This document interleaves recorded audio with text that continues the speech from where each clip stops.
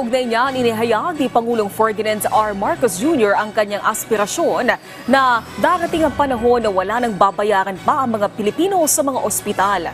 Ayon sa Pangulo, mangyayari ito kapag napabuti pa ang ekonomiya ng bansa at kapag nagkataon na ay tanging administrative cost na lang ang babayaran ng mga pasyente. Pero aminado ang Pangulo na sa ngayon ay hindi pa sapat ang sistema, lalo't kulang pa din sa pondo para matupad ito. Gayunpaman, patuloy na gagawa ng hakbang ang pamahalaan para mapagaan ang buhay ng mga Pilipino, gaya ng pagpapalawak ng insurance coverage ng PhilHealth.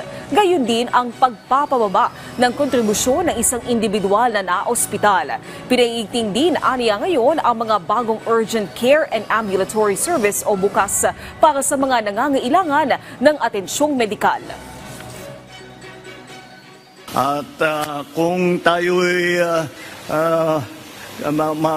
magawa natin, pag naayos natin ang ating ekonomiya na mabuti at kaya na natin, ay kaya naman siguro natin, wala nang kontribusyon ng pasyente. Bigyan na lang natin ng siguro yung kagaya sa ibang lugar na nakikita ko, na nasubukan ko, administrative cost lang.